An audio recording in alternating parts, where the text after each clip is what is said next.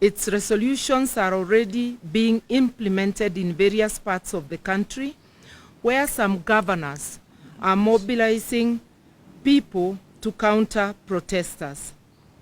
It is also taking the shape of greater surveillance being conducted around our leaders' homes and offices, which are being surveyed by people in unmarked vehicles. What Ruto decreed in State House last week is part of what is going on in Sondu, Kericho, and Kisii-Kericho boundaries, where an ethnic militia is being armed against local communities. The militia has protection of the police. The events in Sondu are expected to be replicated in other parts of the country in coming days.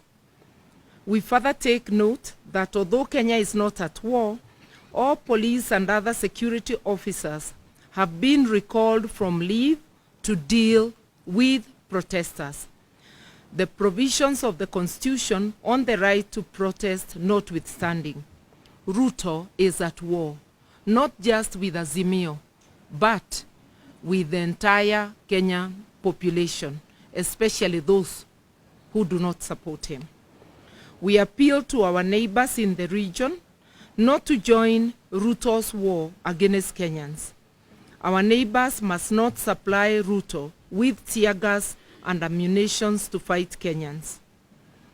Our crime is only that we have challenged Ruto to bring down the cost of food, reconstitute the IEBC in a way that includes all players,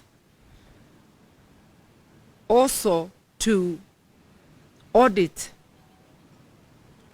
the last year's presidential elections, and to respect political parties. As leaders, we have reached the decision that we shall fear not those who kill the body, but are not able to kill the soul.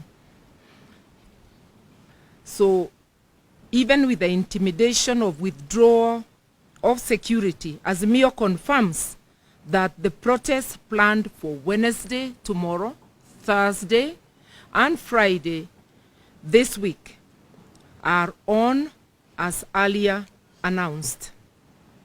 We appeal to the police to be professional, to resist being turned into a killer squad for hire by politicians and a regime suffering acute legitimacy deficit.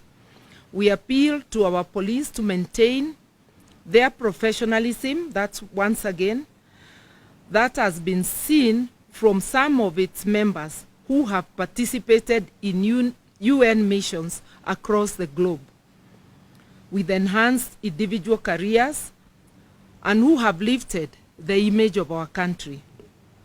We appeal to them to resist being used to provide cover to tribal militia that kills people in the name of policing.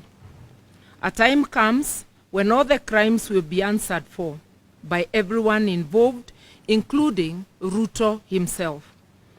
They need to think and think again before committing these crimes against citizens.